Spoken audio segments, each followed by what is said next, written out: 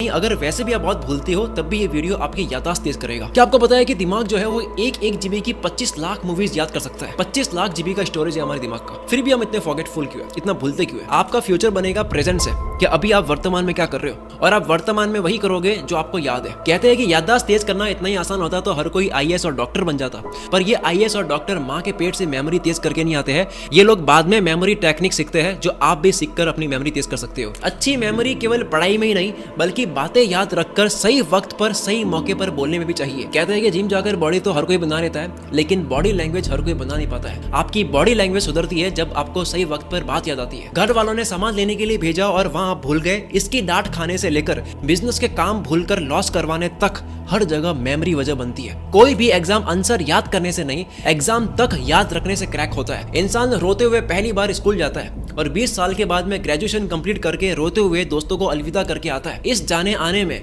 इस 20 साल के सफर में जो भी सीखा उस एजुकेशन का 5% भी हम ढंग से याद नहीं रख पाते हैं। Bill Gates, Warren Buffett, Elon Musk, Mark Zuckerberg, Obama, इन सब के बारे में हम ये पढ़ते हैं कि भाई ये किताबें बहुत पढ़ते हैं, इनकी रीडिंग हैबिट बहुत अच्छी है, पर असल में ये केवल किताबें नहीं पढ़ते हैं, ये लोग किताबों को याद रखकर सही वक्त पर अप्लाई करते हैं। वरना इंसान से ज्यादा अच्छी मेमोरी हाथी की होती है। हाथी जितनी मेमोरी और किसी एनिमल की होती नहीं है, पर हाथी इंसान की तरह अपनी मेमोरी को मैनेज करके अपनी मेमोरी का वो यूज नहीं कर पाता है जो हम कर लेते हैं। अपनी 1.5 घंटे की सेमिनार स्पीच को याद करना आसान तो था, पर 13 लाख व्यूज की वजह यह थी कि मैंने उस स्पीच को लगातार बिना भूले स्टेज पर बोला है। पढ़ा हुआ कैसे ना भूले, कैसे क्विक एक्सेस करे अपनी मेमोरी का, आज की इस वीडियो में हम जानेंगे। पढ़ाई को अच्छे से करना है। Short term memory conquering your memory. आपकी ब्रेन की ट्रेनिंग हुई है, उस ट्रेनिंग को तोड़ देना है। You can train your brain. की याददाश्त के बारे में। ब्रेन पावर क्या बढ़ाया जा सकता है? को भी अपने दिमाग की मेमोरी पावर बढ़ाना है।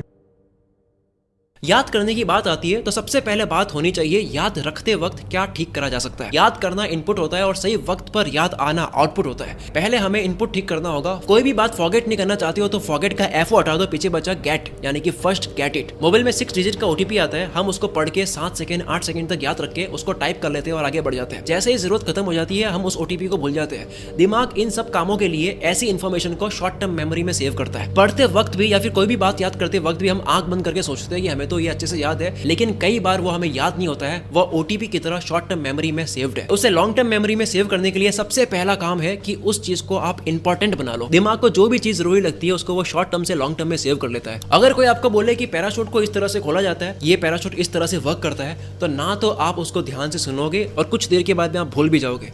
पर अगर आपको 1 घंटे के बाद में आपको स्काई डाइविंग करनी हो, आपको स्काई से जंप करना है, अब अगर आपको कोई बताए कि इस तरह से पैराशूट को खोला जाएगा तो आप पूरी ताकत लगाकर पूरे कंसंट्रेशन के साथ में सुनोगे।